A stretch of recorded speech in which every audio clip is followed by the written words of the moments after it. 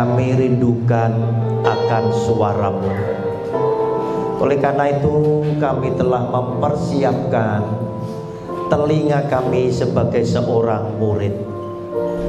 Kami juga mempersiapkan hati kami sebagai seorang hamba, sehingga ketika firman-Mu menyapa kami dengan kehangatan kasih sayang-Mu, kami yakin firman-Mu tidak pernah kembali dengan sia-sia. Namun sebaliknya, firman Tuhan akan menjadi berkat yang luar biasa di dalam hidup kami sebagai anak-anak Tuhan. Oleh karena itu Tuhan, berbicaralah kepada setiap kami. Kami telah siap mendengar sabda firman Tuhan. Di dalam nama Tuhan Yesus kami percaya dan sudah berdoa. Haleluya, amin. Saudara yang dikasihi oleh Tuhan, saya yakin setiap orang itu punya kerinduan yang sama, yaitu ingin menjadi orang yang merdeka. Baik itu bangsa maupun orang pribadi kepingin jadi orang yang merdeka. Nah saudara yang dikasihi oleh Tuhan, judul khotbah kita hari ini boleh direnungkan oleh siapapun. Apakah kita sudah merdeka? Nah saudara yang dikasihi oleh Tuhan, Yohanes pasal yang ke-8 mulai ayat 30 sampai dengan 36. Ini yang disabdakan oleh Tuhan Yesus supaya kita faham yang dimaksud oleh Dia merdeka itu seperti apa. Dan ini boleh mengkoreksi Anda dan saya, betul apa tidak saya jadi orang Kristen itu orang Kristen yang sudah merdeka, atau ternyata kita Kristen yang masih jadi hamba dosa. Saudara, demikian bunyi firman-Nya, Yohanes pasal 8 mulai ayat 30 sampai dengan 36. Setelah Yesus mengatakan semuanya itu, banyak orang percaya kepadanya. Maka katanya kepada orang-orang Yahudi yang percaya kepadanya, "Jikalau kamu tetap dalam firman-Ku, kamu benar-benar adalah murid-Ku, dan kamu akan mengetahui kebenaran, dan kebenaran itu akan memerdekakan kamu." Jawab mereka, "Kami adalah keturunan Abraham dan tidak pernah menjadi hamba siapapun. Bagaimana engkau dapat berkata, kamu akan merdeka?" Kata Yesus kepada mereka, "Aku berkata kepadamu, sesungguhnya setiap orang yang berbuat dosa adalah hamba dosa. Dan hamba tidak tetap tinggal dalam rumah, tetapi anak tetap tinggal dalam rumah. Jadi apabila anak itu memerdekakan kamu, kamu pun benar-benar merdeka." Bapak Ibu, jelas apa yang dikatakan oleh Tuhan Yesus ya. Kita tayangkan lebih dulu ayatnya yang ke-31 yang bilang begini, "Maka katanya kepada orang-orang Yahudi yang percaya kepadanya, jikalau kamu tetap dalam firman-Ku, kamu benar-benar adalah murid-murid-Ku." Maksud Yesus Kristus Tuhan, jika Anda dan saya tetap tinggal dalam firman Tuhan, tetap melakukan firman Tuhan, tidak nyimpang ke kiri, tidak nyimpang ke kanan, tetapi sesuai dengan sabda Kristus, kita menjalankan hidup kita sehari-hari, maka kita disebut oleh Dia bahwa kita adalah murid-murid Yesus. Nah Bapak Ibu, konsekuensinya apa?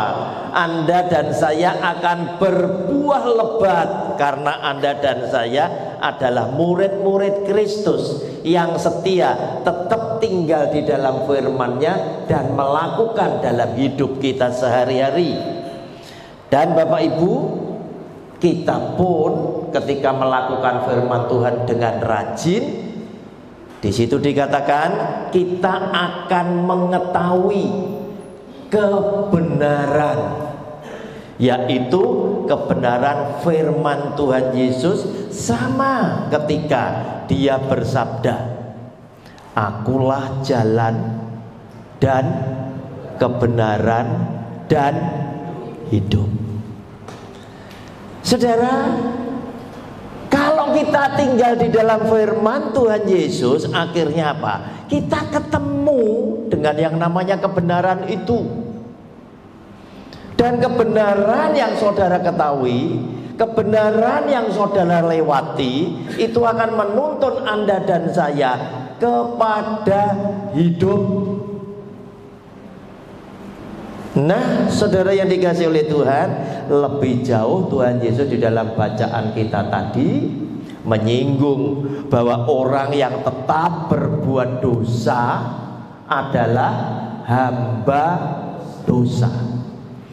Orang yang tetap berbuat dosa artinya yang keluar dari firman Kristus, yang tidak melakukan firman Kristus, maka orang ini disebut oleh Dia adalah hamba dosa. Hamba dosa bukan orang merdeka.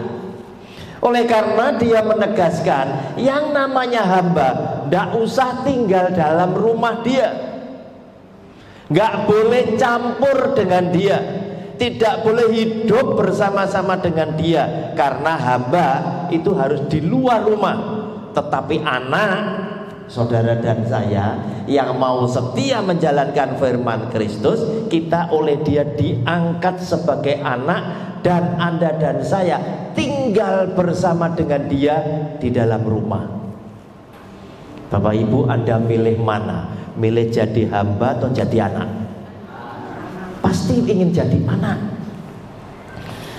Kalau kita kepengen jadi anak, konsekuensinya apa? Kita tinggal di dalam firman-Nya. Tinggal di dalam firman-Nya artinya apa?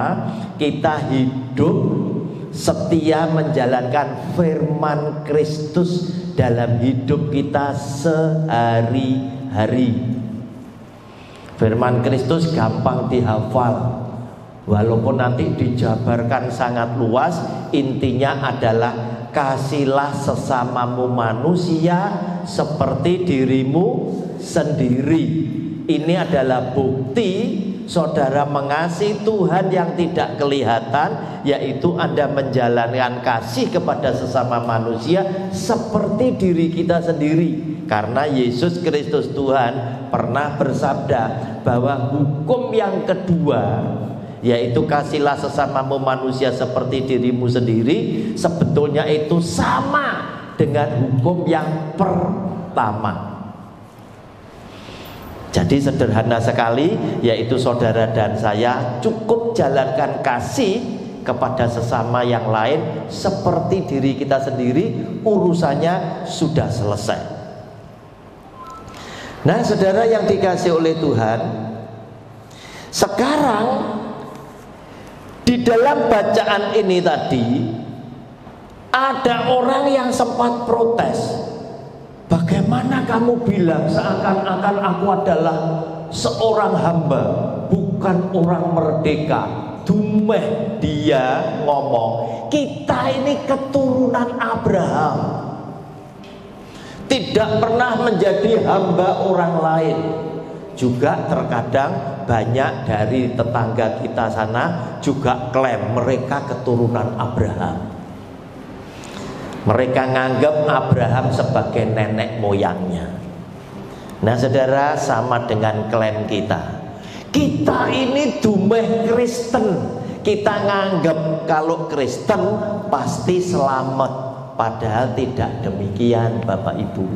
Ya, sebab keturunan Abraham itu juga ada, kalau Anda baca di bawah lagi, ya,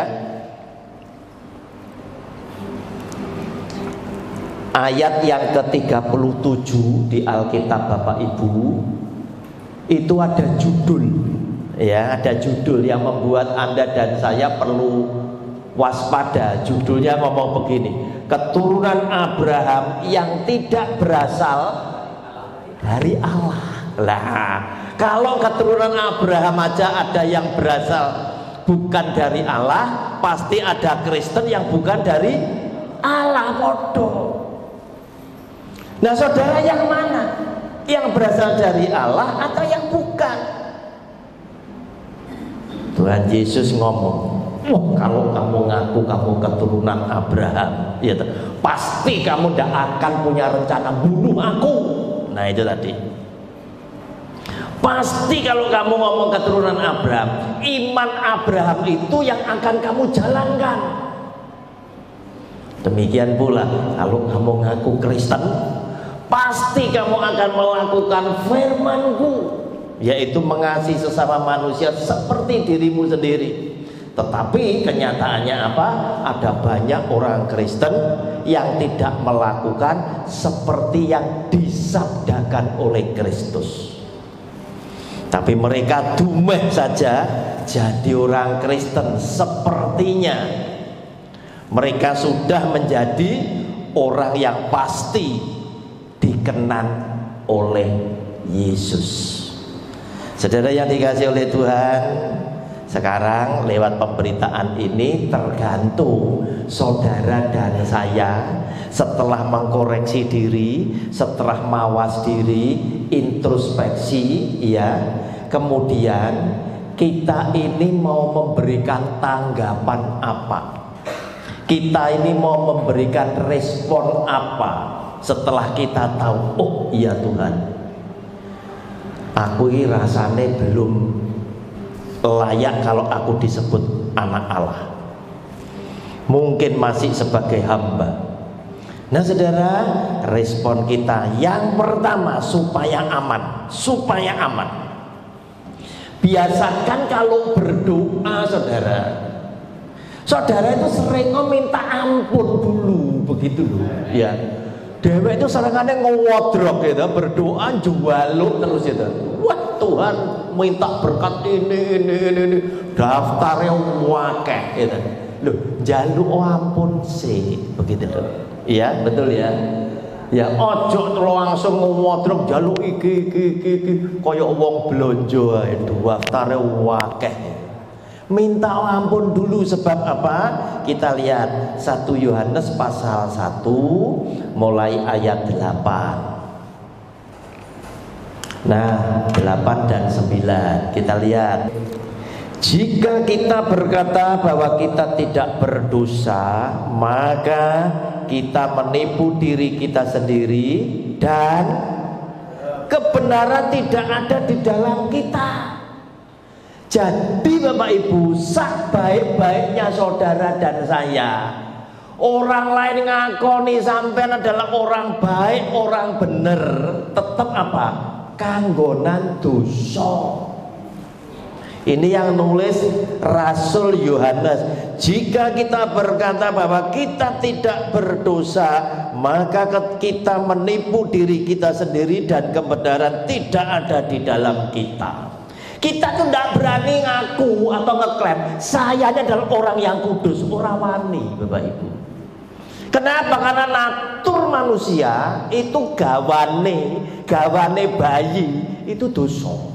Suka melakukan perbuatan jahat, suka melakukan dosa. Walaupun seringkali terkadang orang itu maklum, tapi motivasi hati kita kadang itu suka jahat. Nah, seorang pendeta besar di Surabaya barusan mantu. Wah, hebat, mantu ini orang top gitu. Yang datang juga orang kaya-kaya, jemaat kaya-kaya, juga jumlahnya banyak. Nah, yang disesalkan itu adalah pernyataannya dia yang diunggah di media sosial. Dia bilang tanpa dia terlalu bangga dengan putrinya, ya toh? Karena putrinya itu dianggap pacaran aja pacaran kudus. Kalau tidak ada pacaran kudus, tidak ada pernikahan kudus. Kalau tidak ada pernikahan kudus, tidak ada anak-anak kudus. Wah, netizen ngamuk kabeh. Begitulah Bapak Ibu. Nah Bapak Ibu, pasti salah. Kenapa? Karena firman Tuhan sebagai wasitnya, jika kita berkata bahwa kita tidak berdosa, maka kita menipu diri kita sendiri dan kebenaran tidak ada di dalam kita. Kita itu tetap harus datang terus ngomong, Tuhan, aku berdosa, ampunon aku. Baru jaluk begitulah Bapak Ibu. Iya, jangan jaluk tok itu. Begitu amin terus balik mana? Wih, Tuhan sorry, aku kok jaluk ampun balik mana? Ndak usah, ampun tuh di depan, gitu loh ya. Baru jaluk, jangan amin terus balik. Wah Tuhan sorry Tuhan, keselak kesusu sampai durung ngomong nek aku jaluk ngapuro lah. Ngapuro tetap di depan, ya. Nah saudara, ayat 9, jika kita mengaku dosa kita, ini lihat, Tuhan itu luar biasa. Maka Ia adalah setia dan adil, sehingga Ia akan mengampuni segala dosa kita dan menyucikan kita dari segala kejahatan. Dia ini adalah Tuhan yang bisa ngampuni seberapa besar dosa yang saudara perbuat, seberapa berat kesalahan yang Anda sudah lakukan. Sudah ngaku wis dengan dia, minta ampun. Tetapi hati-hati ketika Anda minta ampun dan lain sebagainya, ya Tuhan ganti ngomong, iki tenanan apa cuma lambe tok. Nah kan begitu, ya. Iya, mesti ada konsekuensi. Tidak boleh cuma ngomong Tuhan aku salah berbuat ini, berbuat ini, berbuat ini. Tuhan cuma mantuk-mantuk tok sebagai bapak yang penuh kasih. Iya. Nah, dia giliran tanya minta feedback, minta umpan balik. Lek wis mbok akoni kabeh arep nyapo. Kan begitu tuh. Wis tak rungokne kabeh, ya. Tak rungokne kabeh aku paham, terus nyapo kamu iki. Kowe ngakui urusannya apa? Feedbacknya apa? Nah coba perhatikan ayat 10. Jika kita berkata bahwa kita tidak ada berbuat dosa, maka kita membuat dia menjadi pendusta loh. Kenapa? Kok dia menjadi pendusta? Pasti kita akan ngomong, Tuhan, aku kan tidak berdosa. Tidak butuh engkau toh sebagai juru selamat. Buat apa engkau mati di atas kayu salib, terus engkau bilang, aku menebus engkau di atas kayu salib, menebus kutuk atas hukum Taurat karena dosamu. Tidak perlu. Berarti kita menempatkan dia sebagai seorang pendusta. Maka kita membuat dia menjadi pendusta, dan firman-Nya tidak ada di dalam kita. Firman-Nya bujui. Nah saudara yang dikasih oleh Tuhan, sehingga dengan demikian dipastikan tidak ada orang yang boleh klaim atau bisa ngeklaim bahwa aku adalah orang kudus, aku orang benar, sing tidak pernah berbuat dosa lagi. Yang benar adalah kita yang sudah diselamatkan oleh Tuhan itu sedang berusaha dalam rangka kita berterima kasih sama Tuhan. Kita minta Allah Roh Kudus lewat kekuatan-Mu, tolong kami untuk kami tidak melakukan perbuatan dosa lagi.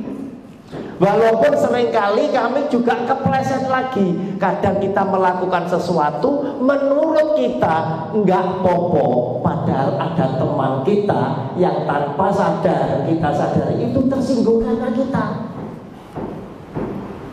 Nah saudara yang dikasihi oleh Tuhan, kemudian yang kedua, setelah minta ampun, ya minta ampun, jangan lupa Bapak Ibu, apa yang saudara sudah sampaikan kepada Tuhan, dosaku ini,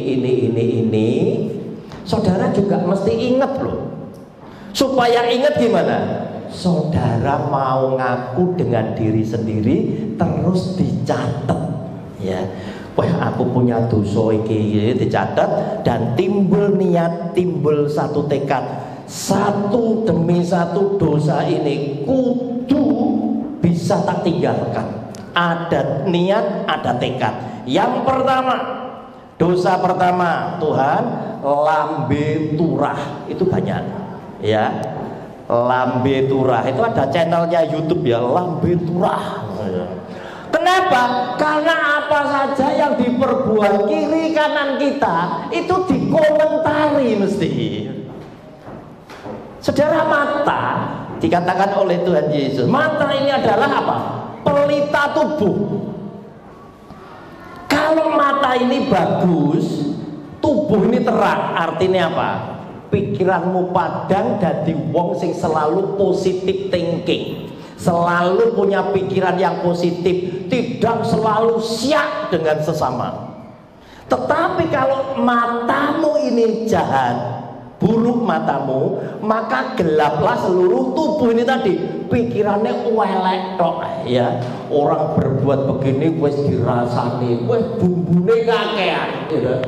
Bumbune kakean dan lain sebagainya. Itu kalau matanya jahat. Nah, saudara yang dikasih oleh Tuhan, biasanya komen itu tadi pasti akan ditambahi dengan apa? Rasan-rasan, ya.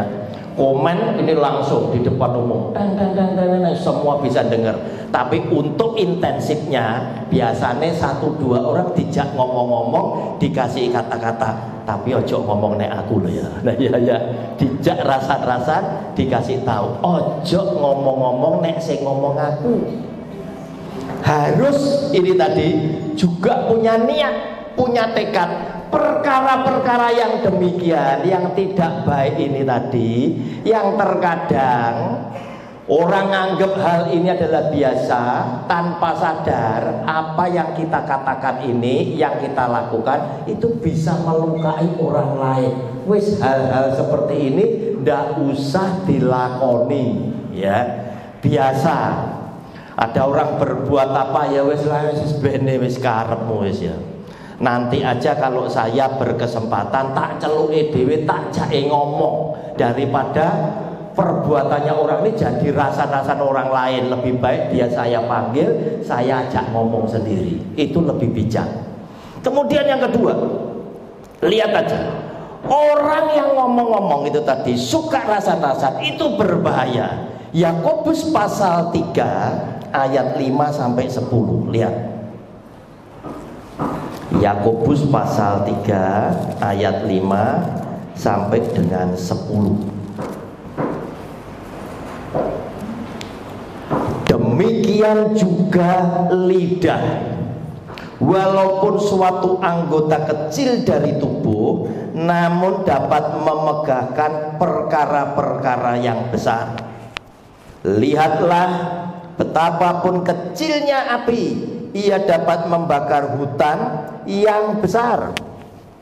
Lidah pun adalah api, ia merupakan suatu dunia kejahatan dan mengambil tempat di antara anggota-anggota tubuh kita sebagai sesuatu yang dapat menodai seluruh tubuh dan menyalakan roda kehidupan kita, sedang ia sendiri dinyalakan oleh api neraka. Semua jenis binatang liar, burung-burung serta binatang-binatang menjalar dan binatang-binatang laut dapat dijinakkan dan telah dijinakkan oleh sifat manusia, tetapi tidak seorang pun yang berkuasa menjinakkan lidah. Ia adalah sesuatu yang buas, yang tak terkuasai dan penuh racun yang mematikan. Dengan lidah kita memuji Tuhan Bapa kita, dan dengan lidah kita mengutuk manusia yang diciptakan menurut rupa Allah. Dari mulut yang satu keluar berkat dan kutuk. Hal ini saudara-saudaraku tidak boleh demikian terjadi. Bapak Ibu, lidah saudara dan saya harus bisa dikuasai. harus bisa dijinakkan, ya, harus bisa ngati-ngati menggunakannya. Walaupun Alkitab bilang ini jarang sekali orang bisa mengekang, bisa menjinakkan. Kita barusan mengalami gara-gara seorang anggota DPR cuma bilang suatu kata tolol, itu tadi Indonesia kopong, saudara. Betul. Cuma ngomong tolol itu tak loh saudara, ngamuk loh Indonesia. Rakyat yang merasa ditolol-tolol ini ngamuk, Bapak Ibu. Makanya kadang orang itu melesne tolol itu dengan botol gitu, bodoh tolol gitu tadi ya. Oh lah dasar kamu botol gitu tadi ya. Nah dengan kata-kata tolol ini tadi semua fasilitas pemerintah akibat kemarahan rakyat dibakar kabeh, saudara. Loh ini tadi saudara, lihat, hati-hati Bapak Ibu, hanya karena kata-kata tolol itu tadi, yang ngomong tolol nggak tahu sekarang masih di Indonesia atau sudah minggat ini, nggak tahu ini. Tetapi kenyataannya apa? Indonesia berduka, ya. Semua fasilitas pemerintah oleh karena amarah rakyat ditumpahkan oleh mereka dalam bentuk kemarahan, pembakaran, pengrusakan dan lain-lainnya sebagainya, yang akibatnya apa? Merugikan tubuh sendiri. Kenapa? Karena lidah menjadi salah satu anggota tubuh. Kalau lidah tidak bisa dikuasai, tubuh seluruhnya itu yang menanggung akibat kerugiannya. Nah saudara yang dikasih oleh Tuhan, demikian pula sudah dikasih tahu jangan berzina, malah duwe simpenan. Apa ya tumon to wis dia zina iku aja, malah duwe simpenan.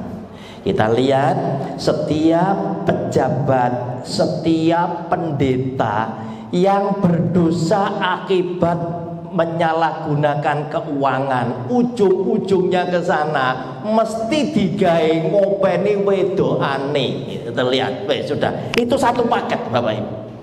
Dosa yang satu itu mana dosa yang lain. Nek duwe kadung banyak, ora iso entek, Bapak Ibu. Sampai-sampai para koruptor itu binatang yang dilindungi oleh pemerintah, ya. Itu kalau ketangkep di dalam rumahnya itu duit itu plastikan, duit wanyar-wanyar sing cek kelet-kelet itu tadi dibungkus plastik, ya toh? Plastik kecil terus plastik gede itu tadi, gotongnya pakai forklift itu tadi, itu ada di ruangan mereka. 900 miliar, ya, masih tambah emas lantaan, masih tambah uang Singapura dolar, US dolar dan lain sebagainya dan lain sebagainya. Itu dalam rumah loh, Bapak Ibu. Disetorne Bang Yoweti, ya, ditanyai gaji sampean piro, ya, terus mau ditaruh mana? Ditaruh rumah. Lah begitu pekerjaannya, kegiatannya terbongkar oleh pemerintah, ya, oleh pemerintah, ketangkep, digeledah rumahnya ada uang yang seperti itu. Kita bersyukur di negeri Konoha ini masih ada pejabat yang jujur, yang memerangi korupsi, sehingga mereka-mereka yang seperti ini masih bisa ditangkap dan membuat rakyat itu melek. Loh, duit sakmono akeh. Nah, kalau kita sahabatnya dia, kita bisa minta tolong sama dia, Pak, aku tak turun di dhuwure duit yo, bantalan duit kaya apa rasane. Ya, itu ratusan miliar. Kita duit 1 miliar aja jumlahnya seberapa itu bisa tidak pernah ngelihat. Itu ratusan miliar di dalam ruangan mereka. Ya, ini barusan lagi seorang anggota DPR itu masukkan di TikTok, dia ngomong duar, amblas lagi ada korupsi 285 T. Nah ini baru kemarin saya dapat 285T. Saya cuma bersyukur Tuhan, negeri Indonesia memang sugih ya. Wes dikorupsi bendino pancet ora popo ya. Walaupun rakyatnya itu tolah-tolah ya ta, wes ndak apa-apa wes, sing sugih ben koruptor. Makanya koruptor adalah salah satu binatang langka yang dilindungi pemerintah. Nah, saudara yang dikasih oleh Tuhan, sudah dikasih tahu jangan berzina, malah duwe simpenan. Ya, salah satu bentuk zina adalah pikiran cabul. Hati-hati Bapak Ibu, sebab Yesus Tuhan bilang, ketika kamu melihat perempuan dan kemudian timbul keinginan atas perempuan itu, kamu sudah berzina di dalam pikiranmu. Berarti nonton video bokep itu tidak boleh. Karena itu saya tidak setuju jemaat kalau datang ibadah gowo handphone gitu. Lah handphone isinya bokep kabeh Bapak Ibu. Walaupun campur dengan aplikasi Alkitab. Ini bukan Alkitab. Coba lihat, saudara bangun pagi jebret, sing mbok graya itu untuk bojomu gitu, goleki handphone emang nang ndi gitu kan. Handphone digoleki dhisik. Budal nang toilet, handphone melok. Bojone jek turu ngoroki handphone melok iki sudah. Nah, kalau ini saudara pakai untuk ibadah, jangan salahkan besok. Kalau di pengadilan, Bapak sampai jadi saksi, agamanya apa? Agama saya Kristen. Oke Pak, saya sumpah di bawah Samsung. Kenapa? Karena kamu nganggap ini Alkitab. Nah, saudara yang dikasih oleh Tuhan, hati-hati, jangan berzina. Yesus Kristus Tuhan itu menyempurnakan hukum zina itu bukan karena persetubuhan langsung, tetapi ketika Anda timbul keinginan dengan perempuan itu, engkau sudah berzina. Padahal belum pernah tanya, dek nomor WA-nya berapa, boleh tukar, belum, sudah berzina. Diomongi mencuri aja tidak boleh, malah korupsi. Dan kenapa? Di dunia yang semakin jahat dan terbalik ini tadi, yang namanya pencuri itu kalah gengsi dengan koruptor Bapak Ibu. Podo-podo nyurine, tapi karena yang satu pencuri jalanan, lek koruptor ini naik mobil gawe dasi, disebut koruptor. Kata Cak Lontong kan begini, koruptor itu adalah pejabat yang ketangkep karena dia korupsi. Tapi nek dhek korupsi, gue ketangkep, tidak bisa nyebut koruptor. Wah, cerdas Cak Lontong. Begitu ketangkep, baru dia disebut koruptor. Mereka apa? Pejabat sing korupsi, sing kecekel itu koruptor. Tetapi nek pejabat korupsi tidak kecekel, dia tetap pejabat. Itu cerdas sekali. Nah, saudara yang dikasih oleh Tuhan, jangan mencuri, malah korupsi. Sama ya, seperti kalau kita nasihati anak-anak ya. Anak-anak baru umur 1 tahun, di ulang tahun nih dikasih roti tar. Happy birthday 1 tahun, dikasih lilin ongko 1. Ya, kita sudah ngomong, nak jangan dipegang, ini api, malah api dia gimana? Malah ditunjuk, betul ya? Ini model itu, mas diomongi ojo mencuri, malah korupsi. Nah, saudara, hal-hal seperti itu kita mau hapus. Kita mau hapus. Kita juga mau akui dosa-dosa kita. Walaupun kita dulu mencuri kecil-kecilan, zaman masih remaja, masih anak-anak, suri koyone tonggo ngelewer ngono ayo sampean pete ya ta ndak dibalekne mlebu pager kono ya ta wis jarno taleni gak usah mlebu kono golek mateng karek mete kan begitu. Teke tonggo sing brongsong kono ya ta, kan juga mencuri ya. Ada mangga pencit gantung-gantung wakeh golekne sandal gitu. Gewemplang sandal gitu. Dirujak dan itu mencuri Bapak Ibu. Kelihatannya biasa, orang bilang oh itu kan kenakalan anak-anak, tetap berdosa. Oleh karena itu apa? Natur manusia, asli negawane manusia adalah apa? Suka melakukan yang jahat. Saudara, dulu waktu saya masih jadi pengusaha, juga melayani Tuhan. Karena saya melayani Tuhan itu mulai Agustus 1992. Banyak yang datang ke saya, ya datang ke saya terus ngomong gini, Pak Roni, sampean iso gak ngutangi aku dhisik 2 juta. Ya, saya akhirnya tahu kenapa kok banyak orang yang seperti ini. Ternyata ada penyakit seperti kanak-kanak, anak kecil ngelihat semua barang yang dipegang temannya itu lebih baik dari yang dia punya. Orang dewasa juga banyak seperti itu. Delok koncone duwe handphone dia, wah kelereping dan lain sebagainya. Itu sudah bisa kepingin. Terus kemudian mulai berpikir gimana supaya saya juga bisa memiliki, padahal duit tidak ada. Ngomong sama siapa, iso gak kebun sik 2 juta. Nanti tahu bulan depan tak kembalikan. Saya ini bulan lalu sudah ngajuk nih anfrah baru nyilih koperasi Pak Roni 10 juta.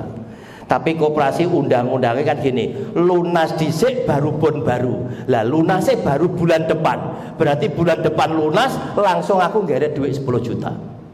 Terus saya batin, urusan utang ini kok digawe penggawean ini gawe opo? Begitu loh Bapak Ibu. Ngerti Bapak Ibu? Sebab apa? Firman Tuhan yang judul bacaannya tentang berkat itu bilang seperti ini, tayangkan di situ Ulangan 28 ayat 12. Saudara itu anak Tuhan, harusnya gak utang tetapi ngutangi. Ulangan 28 ayat 12.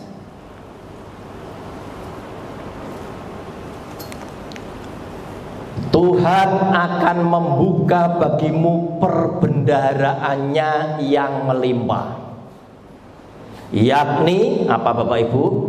Langit, untuk memberi hujan bagi tanahmu pada masanya dan memberkati segala pekerjaanmu, sehingga engkau memberi pinjaman kepada banyak bangsa, tetapi engkau sendiri tidak meminta pinjaman.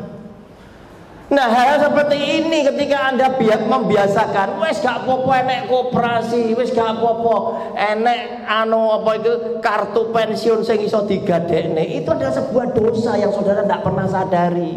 Walaupun saudara ngomong, "Lho Pak Roni, tapi kan aku utang gak pernah ngemplang, tak bayar kabeh." Iya wis ta, tapi kebiasaan seperti ini adalah sesuatu yang tidak menyenangkan hati Tuhan, sebab Tuhan akan jadikan saudara bukan yang utang, tapi saudara yang meminjami banyak bangsa.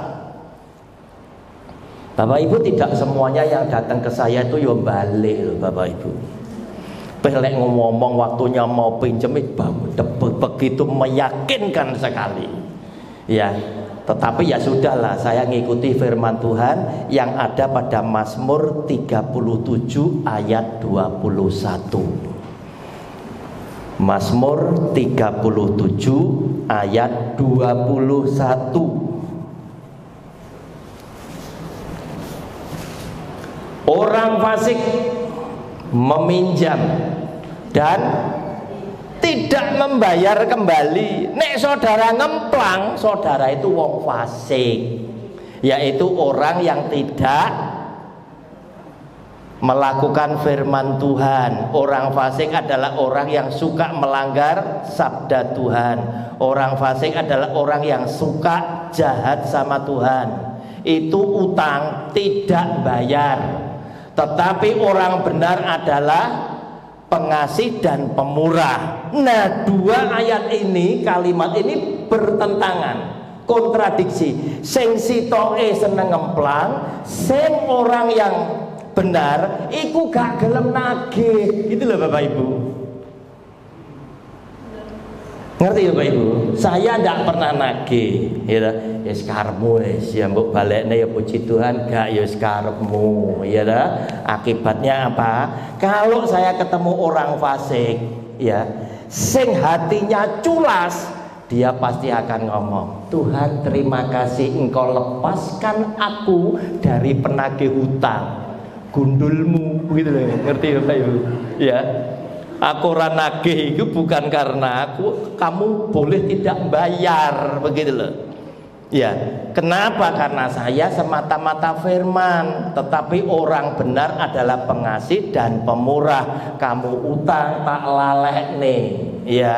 Kamu utang tak lalek nih. Tetapi harusnya kalau kamu orang benar, kamu harus segera mikir, waduh aku duwe utang, aku gak iso ngekei langsung, ya apa? Datang Pak, gimana Pak? Saya utang 10 juta, nek ben bulan tak cicil 1 juta. Itu jalan, begitu loh. Nah saudara yang dikasih oleh Tuhan, seringkali apa? Mereka tidak mau ketemu saya jadi gini. Malah Tuhan aku kehilangan duit, kehilangan konco, gitu loh ya. Ya. Kalau ketemu terus melipir-melipir terus ngalih, ini kan tidak enak loh, ya. Lapo to kon mangan bareng ambek aku maneh ae. Soal utang gak usah dibicarakan. Besok nek enek, nek kene apa? Nek kene peken wis ya, ya. Tetapi kalau kamu enek, kamu ndak balik nih, kamu berdosa kepada Tuhan. Nah, saudara, hari ini Tuhan ingin ingatkan kepada saudara dan saya, jangan ada setitik noda pun di dalam kehidupanmu. Apalagi kalau Anda adalah orang yang rindu, aku kepengen melayani Tuhan dengan segala talenta yang dipercayakan kepadaku. Baik aku sebagai pembicara firman Tuhan, baik aku sebagai pemain musik, baik aku sebagai WL singer dan lain sebagainya, sesuai dengan talenta yang kau berikan kepadaku. Jangan ada setitik noda apapun, termasuk jemaat. Jelas Tuhan Yesus tadi cuma ngomong. Gimana caranya? Jika kamu tetap tinggal di dalam firman-Ku. Artinya engkau setia jalankan firman Tuhan di dalam hidupmu sehari-hari. Tuhan Yesus bilang, maka kamu akan mengetahui kebenaran. Bahwa firman-Ku yang tak sabdakan, firman-Ku yang mbok jalani adalah sebuah kebenaran yang akan menuntun engkau kepada hidup yang kekal, dan kamu boleh menjadi anakku yang boleh tinggal kelak bersama dengan aku di surga dalam hidup yang kekal. Tuhan Yesus sudah memberkati kita semuanya. Amin. Beri kemuliaan buat Tuhan. Kita diundang oleh Tuhan Yesus masuk